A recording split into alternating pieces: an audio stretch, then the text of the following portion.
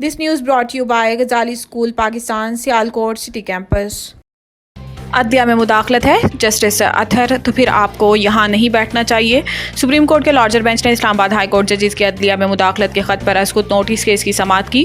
Attorney general ने जवाब जमा कराने के लिए कल तक का वक्त मांग लिया। जस्टिस अतहर मिनुल्लाह ने अपना लिखा हुआ इजाफी नोट पढ़ा कि विफाकी हुकूमत एजेंसियाँ कंट्रोल करती है, विफाकी हुकूमत इल्ज़ामात का जवाब दे, विफाकी हुकूमत की अपनी पोजीशन वाज़ेह करनी चाहिए। हाई कोर्ट के जजेस ने निशानदही की कि मुदाखलत का सिलसिला अब तक जारी है, विफाकी हुकूमत की जिम्मेदारी वो मुतमईन करे, मुदाखलत नहीं। पाकिस्तान बार कौंसिल के वकील ने दलाइल दिए कि 6 जजेस के मामले पर जुडिशल तहकीकात चाहते हैं। एक या एक से ज़्यादा जजों पर मुश्तमिल जुडिशल कमीशन बनाकर कसूरवारों को सजा दी जाए। जस्टिस अतहर मिनुल्लाह ने कहा कि अवाम को हकीकत बताने से खौफजदा नहीं होना चाहिए, हमें मिली भगत का एतराफ़ करना चाहिए। चीफ जस्टिस ने जवाब में कहा कि अगर मिली भगत है तो फिर बेंच में बैठने का कोई जवाज़ नहीं।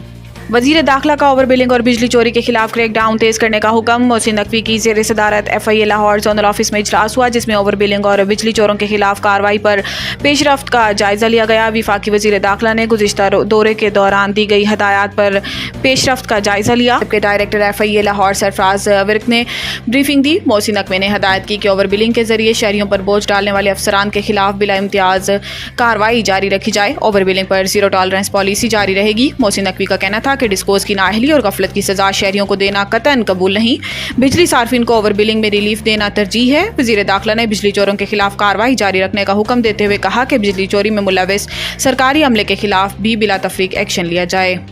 जज के खिलाफ सोशल मीडिया मुहिम पर तौहीन अदालत की कार्रवाई का फैसला। हाई कोर्ट ज़राए का बताना है कि जस्टिस बाबर सत्तार से मुतल्लिक मनफी मुहिम पर तौहीन अदालत की कार्रवाई अमल में लाई जाएगी।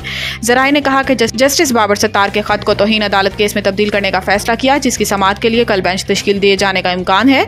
जस्टिस बाबर सत्तार ने सोशल मीडिया मुहिम पर चीफ जस्टिस आमिर फारूक को खत लिखा था। माहिर कानून शहबाज खोसा का कहना है कि हाई कोर्ट का फैसला खुशाइंद है, अदालत के पास इख्तियारात हैं जिसके मुताबिक कार्रवाई का फैसला किया गया है। शहबाज खोसा ने कहा कि सुप्रीम कोर्ट की जानिब से तमाम हाई कोर्ट से भी राय मांगी गई थी। पैमरा FIA विंग से अपलोड मटेरियल से मुतालिक पूछा जाएगा। इनका कहना था कि मटेरियल कहां से अपलोड हुआ FIA विंग ट्रेस कर सकता है।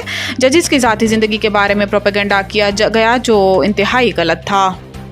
गंदम की नई कीमत मुकर्रर करने की दरख्वास्त पर विफाकी हुकूमत से जवाब तलब।